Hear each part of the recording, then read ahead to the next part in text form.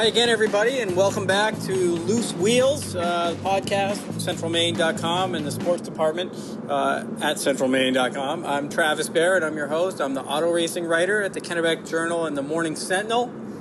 If you're like me, you're still recovering from Memorial Day weekend a little bit. It was a long weekend, a lot of racing, a lot of miles.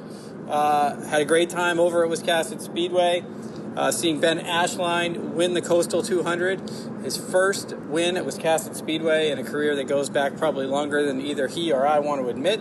Makes us feel old, but really just absolutely put a hurting on him over there at Wiscasset. It was an incredible performance, and I think it was a mostly popular one. It may have been a race largely devoid of drama, but I think in the end, I think everybody was generally impressed with what they saw from Ben Ashline and that 15 Maine team. They did a really good job. We're going to talk to Ben. He's going to join us on the podcast here tonight. Really some great stuff about kind of his career and how it's come full circle, so we'll talk to him. We're also going to talk to Joey Polewarczyk, the Hudson, New Hampshire driver who won the Pro All-Star Series race at Thunder Road. We'll talk to him a little bit about Thunder Road and what that place has meant to him. Again, another driver I've known for a long time, and, it's hard to believe sometimes that he's won as many races as he has and done as many things as he has already. I still think of him as that teenage driver I first met, but Joey's going to talk about what it meant to win there. It was his first win at Thunder Road since Tom Curley died. I think that was pretty emotional for him, so that was good.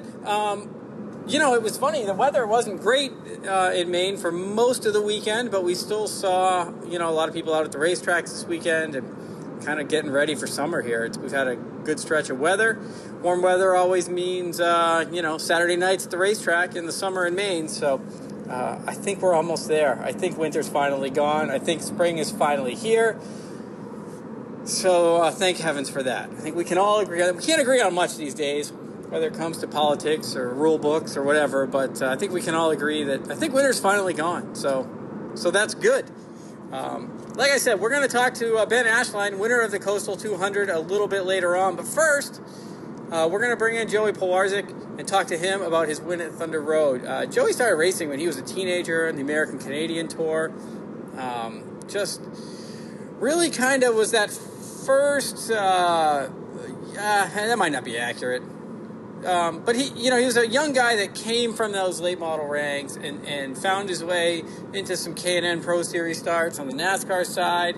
Now he's doing more Pro All-Star Series stuff. His career's really taken an interesting path. So we're going to hear a little bit from him on that. But also, when you think of American Canadian Tour drivers, past and present, when you think of racetracks that you would expect them to have an advantage at, Thunder Road would certainly be one of them. If you haven't been, a really neat little quarter mile in Vermont. The racing is always really good there. That's never the issue, but I'm not convinced that every driver loves racing at Thunder Road. It's quirky, it's temperamental. Joey's going to tell a great story about some of the run-ins he's had with that place. My point being, I don't think there's always a home track advantage for American Canadian Tour drivers at Thunder Road. Even though it's a place that the Pro All-Star Series has not been going for many years. It's only been a few years now that they've been going there. So I think, Joey won there, but I don't think it's quite as simple as, I've got an advantage here. I know how to get around this place. I don't think anyone ever really figures out how to get around that place. Maybe Nick Sweet has. Maybe Patrick LaPerle has. Other than that, it's a really special venue, and winning there always means a lot. So here's my conversation with Joey about winning at Thunder Road. So we're here with Joey Polewarczyk of Hudson, New Hampshire. He just won the pass race at Thunder Road over the weekend. Joey, it's been a while. It is great to catch up with you. Yeah, it's great to be back on. It's great to have my name talked about again. Well, we were just saying before we started the phone call that you and I have known each other for a long time, which makes us both old. But we can get into that. Tell me about the race a little bit on Sunday. I know that you had a tire issue and kind of had to come from the back. It had to be especially satisfying anytime you win at Thunder Road. Oh, anytime, no matter what you're in at Thunder Road, if you can win there, it's, for me anyway, it's pretty big just because of my history there and with Tom Curley, that being his track and all that. It's always special. But Yeah, we've gone past this on Thunder Road. I think this was their third time there, or fourth maybe. Yeah. But every time we've gone there in the past, we've just had issues. I've blown two motors, on two occasions there. On one occasion, I lost power steering early on in the race, and it just made for a long race. And so this was really the first time that, well, I can't say we didn't have any issues. We got a flat tire early on in the race, but we struggled from practice and the heat race, and we didn't get a set of practice tires because we had a set that had like 70 laps on them, and we were going to just save the practice set for the next race we go to, because Thunder Road has a history of tearing tires apart. So we figured we'll wait till next weekend. Yeah. So we were practicing on old tires, actually from the Officer 250 last year, which was my last race before we started getting going this year. Holy cow. Yeah, so I took a little bit of a break there. So they were old, let's put it that way. And the car just felt kind of, unwrapped for practice. But I figured, we'll put some tires on this thing and we'll be great. Yep. Well, we did that for the heat race, and I started fourth, and there's 8 cars, and we finished 8th. Or 7th, something like that. Right. So Great start. Great start to the day. Yeah, I mean, perfect. Exactly how I imagined it. So needless to say, after the heat race, I came on the radio and I said, we're in big trouble. And so we just started making changes, spring changes, bump stop changes, everything. For like 10 minutes, I just looked at the car and said, what do you want? It's like, well, what can I do? And so, we threw the kitchen sink at it and started the race, and the car was pretty good. And then we get the flat tire, and then in the back of my mind, I know the only tire we have to put on here is an old tire from a year ago. And it just, but luckily, everything kind of worked out. I mean, the car was still good, and we caught the right, when the caution came out, we were in the right lane to jump up a few spots, because the outside, the outside really isn't there yet. It will be once that pavement wears in a little bit. But we just, everything kind of just lined up, and it was a really special feeling for me to be able to pull that off. It sounds to me like the car told you exactly what it wanted. It just wanted that old tire. Apparently, I'm telling you. I have a theory that as great as Thunder Road is from a spectator standpoint, from an entertainment standpoint, I have the sneaky suspicion that a lot of guys who've raced there for a long time never really feel comfortable out there. Is that accurate? Yeah, I mean, the new pavement kind of takes up for a little bit of it, because it gives you a little bit more grip, but it's still, as soon as you start feeling comfortable that, all right, I got this place figured out, it'll bite you real quick. Yeah. You always have to be on your toes there. Yeah. It's like I said, it definitely has more grip now. Yeah. But back when I first started there, I got real friendly with the front stretch wall, so I don't take it for granted, even with the grip. Yeah, you're right. Well, and I want to ask you about, because I think it's worth telling the story. Maybe you won't like telling it as much as I like hearing it, but I forget if it was the Milk Bowl or the Labor Day 200, but the year that you were so dominant, and then midway through the race, caught your tire off the backstretch asphalt and ended up in those bushes in turn 3, and I remember having to go talk to you and being like, oh, this is one interview I am not looking forward to. It's funny you bring that up, because I remember that perfectly, and I remember you coming over and interviewing me, being like, well, I wasn't looking forward to this. But that was 2008 Memorial Day Classic. Back when it was an 18 Okay, Memorial Day. All right, yeah. See, I was wrong. Yeah, and we led the whole thing, and that was still really, pretty early in my late model career. We had a couple wins, but nothing major. Yeah. And I was running. At that point, the outside was where you really wanted to be. Yep. You were running, as high as you could.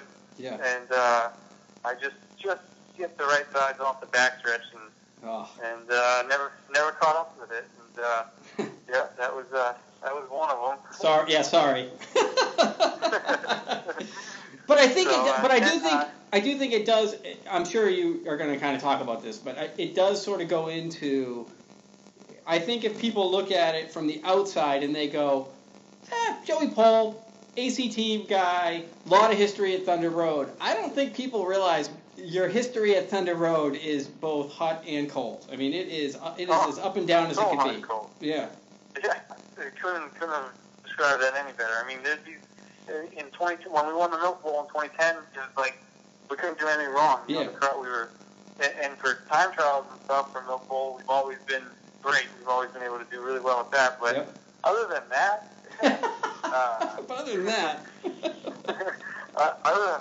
mean, the race where Tony Stewart, the Governor's Cup, we had a really good night there. Yep. But I mean, like I was saying to somebody, that my last win at Thunder Road was until Sunday was 8 years ago.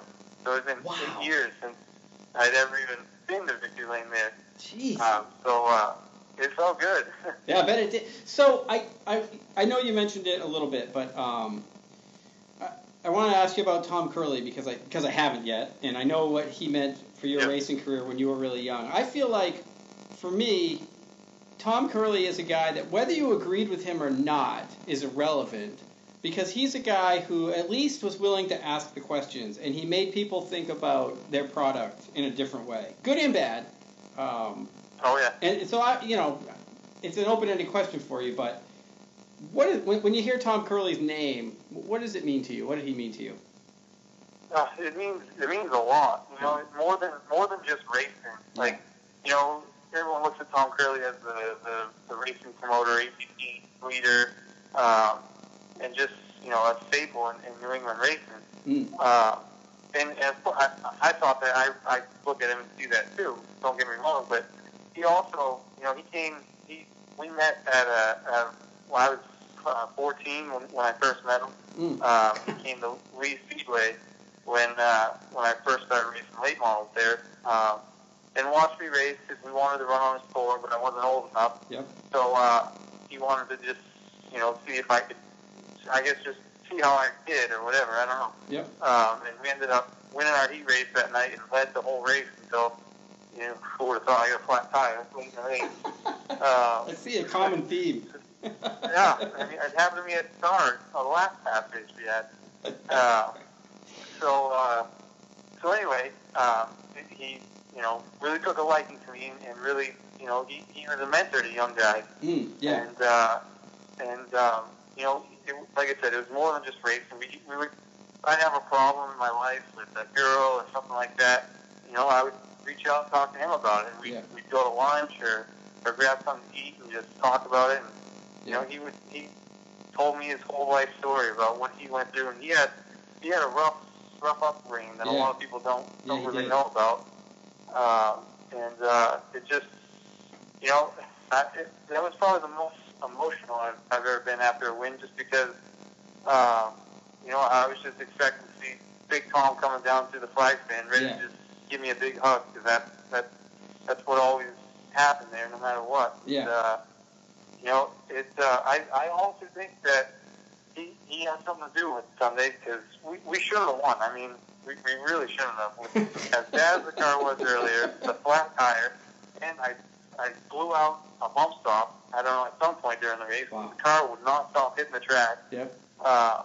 And I don't know, it just, everything worked out. And with 2 to go, when BJ and Reed started racing with each other, and I kind of was able to get 2 to 3 car lengths there, and then saw the white flag, I was like, I just couldn't believe it. I was just, it was a good one. I think Tom probably spent most of the day just silently reminding you that place, you had to respect it. That's probably what happened. I wouldn't doubt it. He's probably laughing the whole time, too. Yeah, that's right. That's with this kid. Yeah.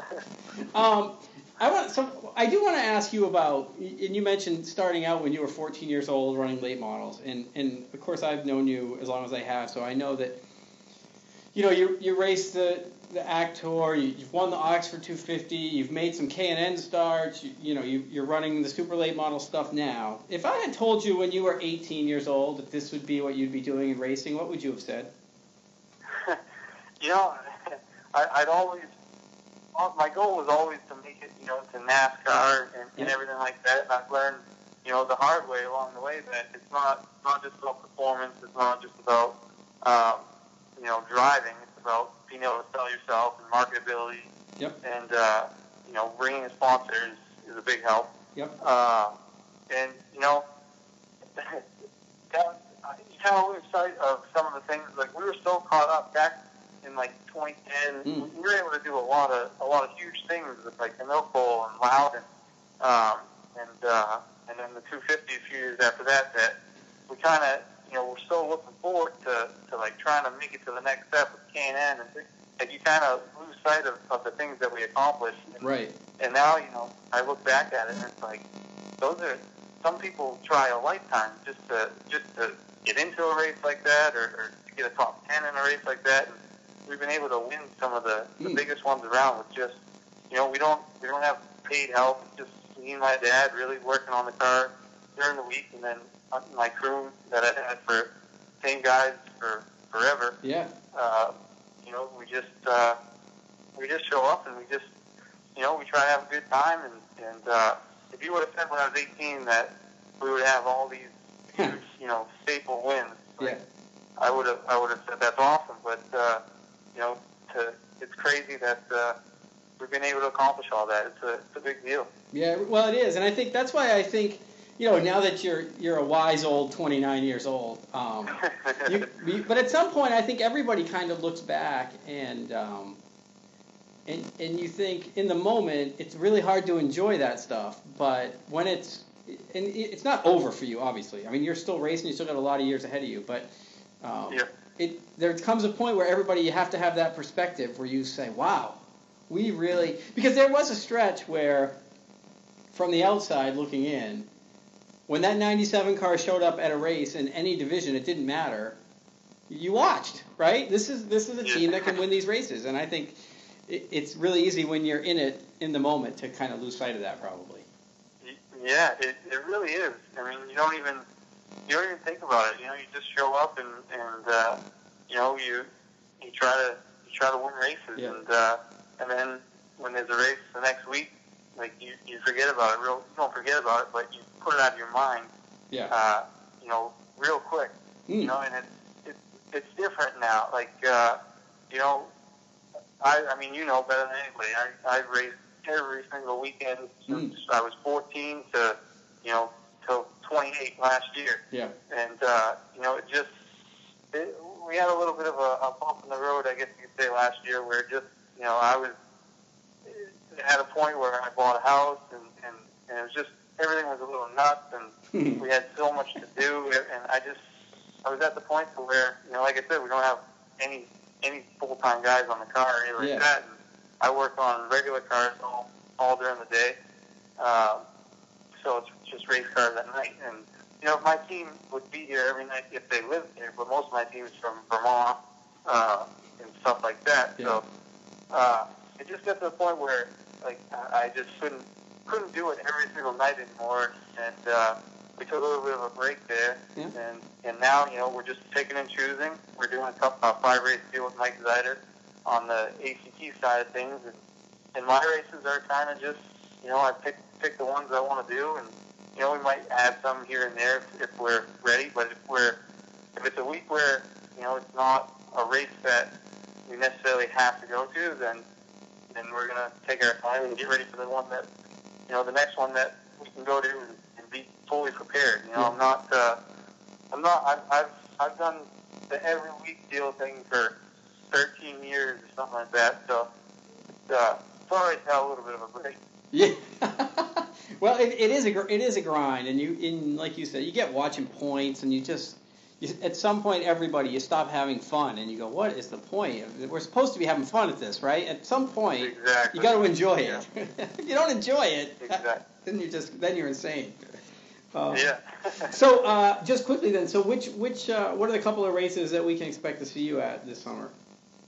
Well, I think the next one will probably be Mike Zeider will be running the ACT car at Waterford in a couple weeks. Yep.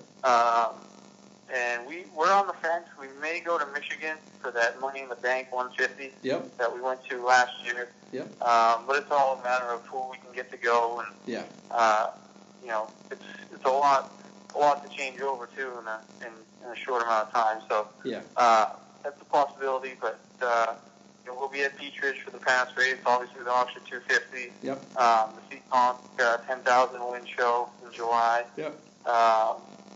And I think the TAPS race at White Mountain. And, you know, just whatever ones we want to hit along the way.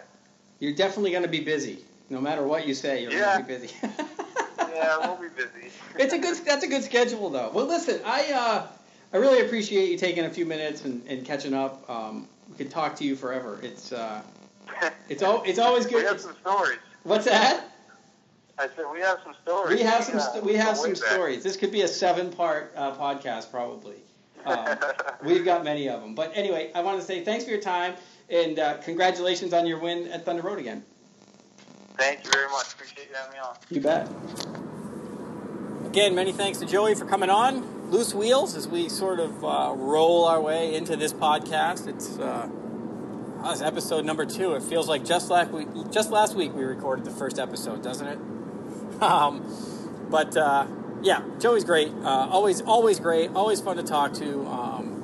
You know, really always a guy that's kind of got perspective on motorsports, especially in New England. And so again, it's good to see him win at Thunder Road. We're gonna look ahead now. We've got Ben Ashline, winner of the Coastal 200, coming up here in a few minutes. But before that, I promised you a weekly feature called TB's Press Box. And we'll talk about whatever is on my mind, whatever I'm fired up about. Those of you that have known me for the better part of the last 2 decades know I can get fired up about seemingly inconsequential things.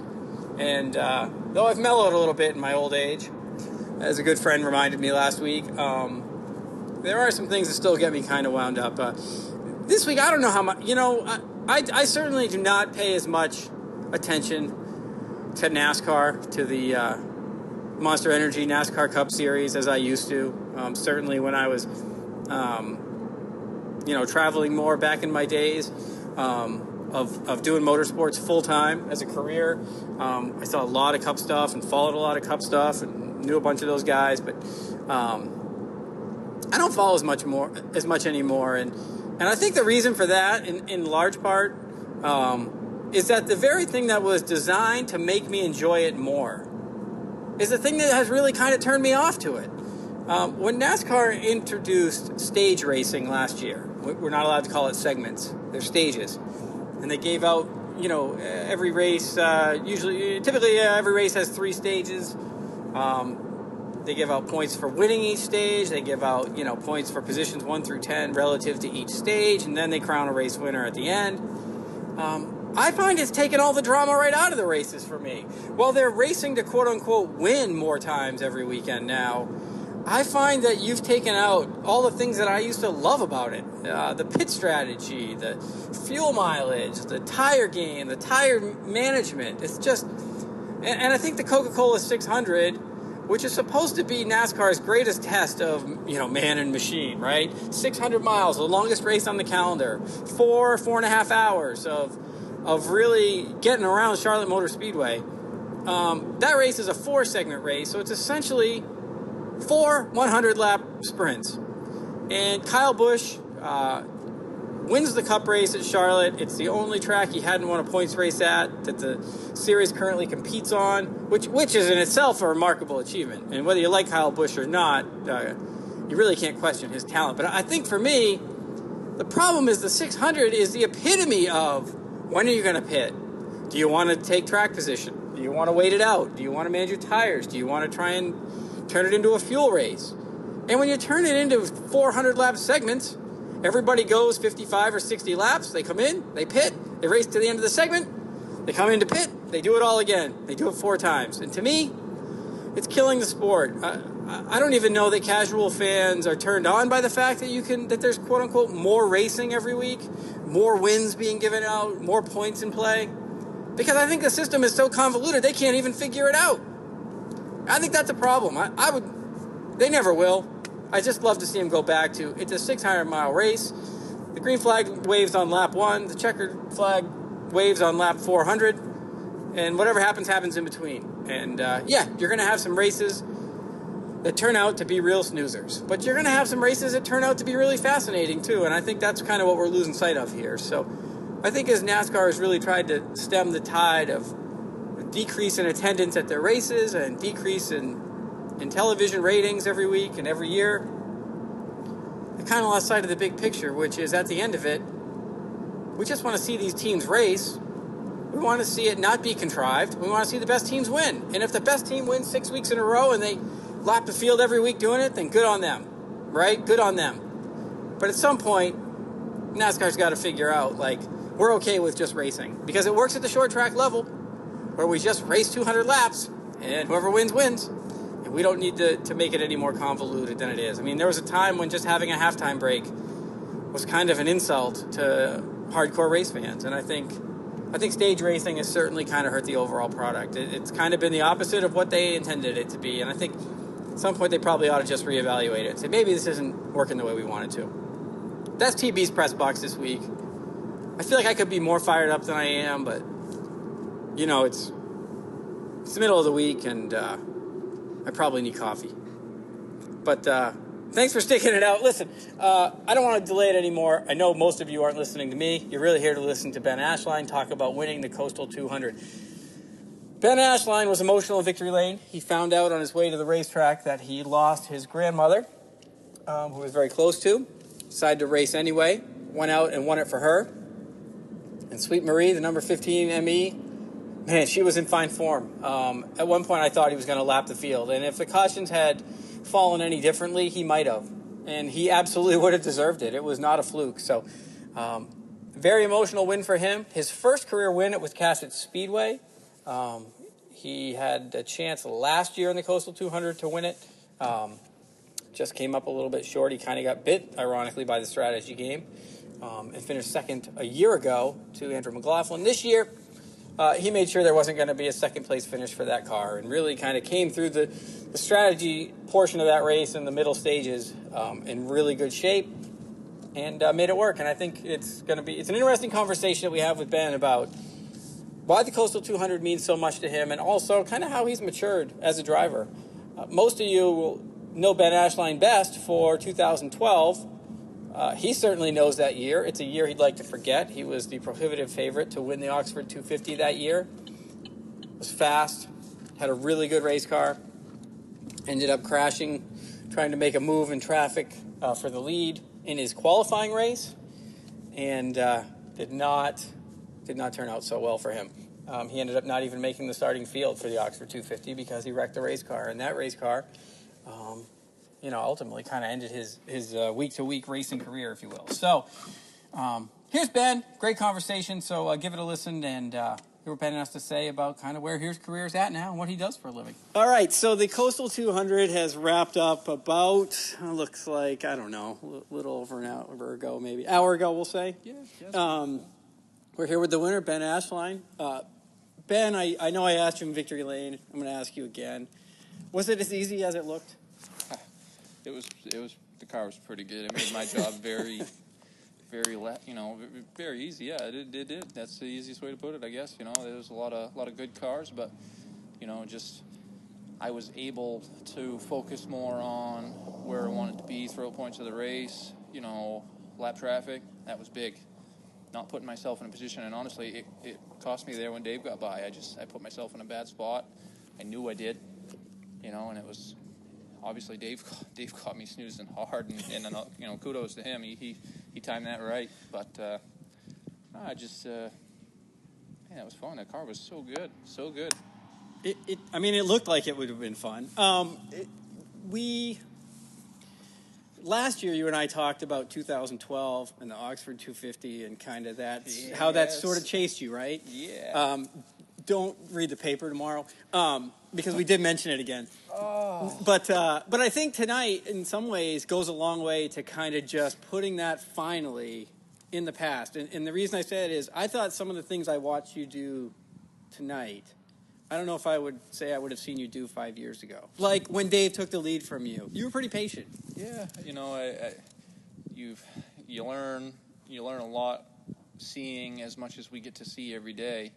You know, and like I said at one point, the lessons that you learn from others are the most valuable ones, and it's the key, you know, to any part of racing really is just to not make the same mistake twice. You know, you keep it simple, and you know the definition of insanity is doing the same thing over and over again, expecting a different result. And there's plenty of races where I knew that I had made the wrong decisions. I had put myself in bad spots. The 2012 250 is one that I hear about. Sorry. Very often. It's okay. It's okay. We have guys come into work that'll be like, oh, you know, what's your name? And I'll be like, Ben Ashline. I'd be like, oh, you're the guy that ended up in the backstretch wall. Yeah, that's me. That's me. You know? I'll be fair to you. I think that sometimes the oral history has magnified that to be way worse than it was. Like, I've heard stories that you were 5 wide. I don't know that it started out that way, but no. we don't have to dissect that. Yeah, no. It's honestly the biggest thing for me is I haven't been down here since I had a pretty good wreck going into 3 in AJ Pickard's Pro Stock. And honestly, it rung my bell pretty good. I had a headache for a week after that, you know, and I'm like, geez, you know, is that going to settle on the back of my mind? No, it didn't. I got too much focus on what was at hand and didn't even think about that side of it. You know, there's a few people that, you know, geez, you haven't been back since you wrecked. Boy. Is it going to be okay? Well, yeah, I mean, I forgot about it till you mentioned it. Well, maybe that's not a good thing. So we're sitting here in the stands. It's quiet now, obviously. We can hear each other have an actual conversation. We're right here in the grandstands, entering turn 1, where the pit road kind of goes off in the pits. Why did you pick here to sit? Why did you choose this spot? Well, my dad and my uncle used to race street stocks and Duros. I mean, they used to put some gnarly race cars together because it's what they wanted to do as a group. And we used to come down as a family and sit in the grandstands in this exact spot. And I would sit down in between the bleachers and use the bleacher as my table in front of me, and I would play with my Matchbox cars, and I would watch my dad and my uncle. And I have a lot of memories here that way because it started when I was in diapers, you know. So as far as where I caught the racing bug, you could say, it was sitting in this exact spot. Yeah. Every single week we had it enough that honestly it was kind of saved for us, you know, every week. And it just there's a lot of memory. I got a lot of flashbacks sitting back here, you know, and it's pretty neat to say that we've etched our name on a list of Coastal 200 winners. Yeah. Is it I mean, I know you've had some wins, right? And I asked you in Victory Lane about if this was the biggest win of your career. Maybe that's a stretch, but maybe the better question is, why does it mean so much to you to win here? Well, I mean, a lot of it stems from what I just said, just growing up here. But, you know, I watched my dad race. I watched my uncle race. My uncle did, you know, fairly well. But all due respect, Dad, if you listen to this, you didn't win any races here. So we had talked about, you know, basically getting a trophy down here. It's like, you know, let's go down and try to do something. And, you know, I'm a competitor, and last year watching somebody drive away from me was the worst feeling, knowing what we had gone through for the day. But it's just a lot of personal reasons that, you know, you try to better yourself. Myself, I'm into, you know, self-motivating stuff, that, you know, positive thinking that way. And I knew what a car was capable of doing down here. It just required the time and effort to put into it. Yeah. And I've literally had no life for the last 4 to 5 months, fairly easy, and I'm talking every day.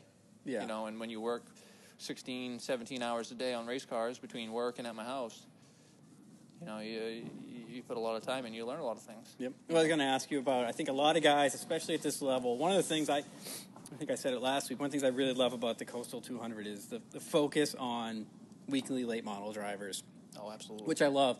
But I think for most everybody, it's a hobby. For you, race cars are a little bit more than just a hobby. Yeah, I mean, obviously it all started out that way, you know, and I just, the passion I have for this sport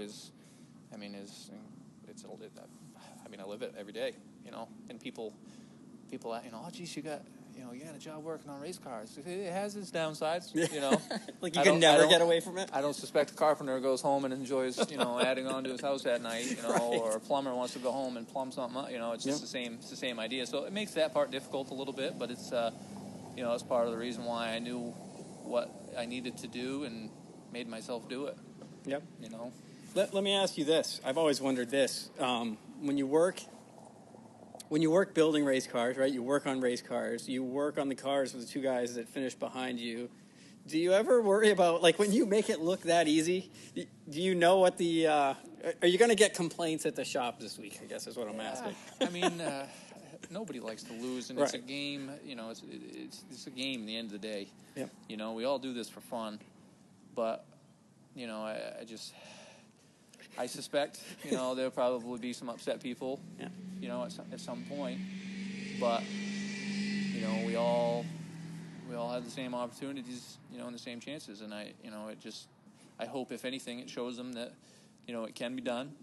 It requires a little bit more effort that way, you know, and I'm good friends with everybody that I've raced with, you know, that comes out of our camp for the most part, and they're all great drivers. They all have, you know, great histories racing-wise. They've all done very well. They run well here, and I knew coming down here that they were going to be tough to beat.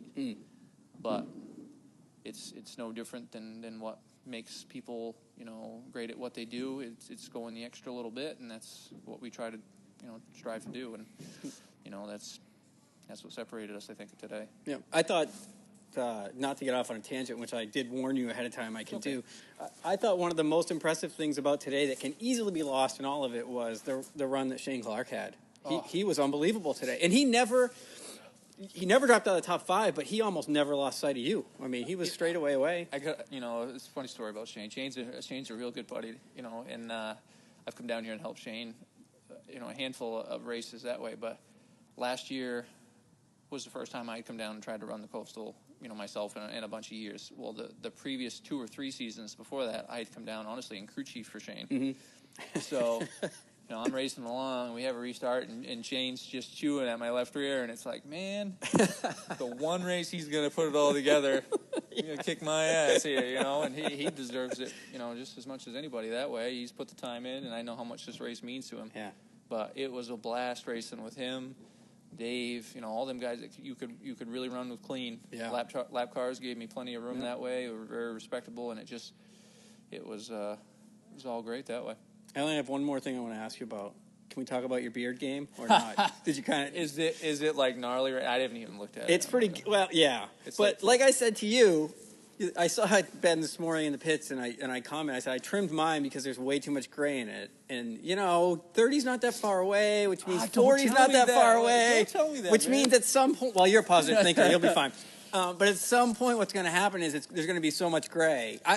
Enjoy it now is what I'm trying to say. Oh, yeah. I have no hair on my head, and my beard is an embarrassment. Yeah, it's... How long has it been since you've shaved? That's what I want to know. Not know. Trim it, but how long have you been growing the beard? You know. Don't tell me you don't know. It's probably been 8 months, probably. That's it, huh? Yeah. That's pretty good. Yeah, it's nice. I'm not gonna lie, but I'm also gonna say that there was at least 3 different cautions where I was riding around and I grabbed a drink. You know, so I'm trying to feed the straw in my mouth, and I realized at that point that I had more beard hair in my mouth than I did out of my mouth. Right. You know, and I'm like, this has got to go. I can't keep doing this. Yeah. Like, what are you doing, Ben? You know. So, are we going to see you back here? Or are we going to see you around this summer? Anywhere? Do you have any plans to do any more races right now? I'll be perfectly honest with you. This is the only race I had planned.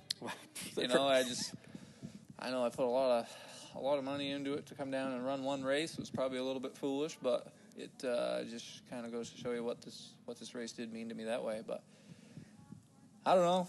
You never know what tomorrow brings. I've gotten phone calls before that I didn't expect, and maybe something will happen. I'd love to drive race cars. I'd love to drive race cars every day of the week. Right. That's the money's kind of that's the fun part. But you know, for myself, I'm trying to put myself in a little better position, you know, financially for some moves I'd like to make down the road, and racing kind of cuts into that. So I have to be in a little bit of an adult, and it sucks. Yeah, it only gets worse. It sucks, man. It's like, man, why do I have to have like a life outside of racing? I just can't race. Right. Why do I gotta have bills? Yeah, those are. Yeah, I'm still trying to figure out how to get away from those. Listen, I want to thank you for taking a couple minutes. I know you probably got a million things to do. You'd probably like to go celebrate a little bit, but congratulations. That was a fun day. That was a good win. Thank you very much. I appreciate it. And hopefully we'll see you down the road. Oh, sure. Thanks, Ben. Many thanks again to Ben for coming on Loose Wheels. It was certainly gracious. It was kind of a neat experience sitting there with him in the stands, in the very place he used to watch races at Wiscasset Speedway as a kid. No doubt that win meant a lot to him last Sunday. I certainly hope it means we see him more at the racetrack. I think Ben's good for the sport. I really do. He's very bright. He's very articulate. He works in the industry at distance race cars, so he kind of has his finger on the pulse of what the issues are, and so I think it's great. That's going to do it for Loose Wheels. Wow, we're already done. Week 2 is in the books, so all of you, thanks so much for listening to Loose Wheels. If you see us on Facebook, share it, tell your friends about it, get people to read it, and look for auto racing coverage all season long, centralmaine.com. I'm Travis Barrett. I'm your host of Loose Wheels, and we will see you again next week.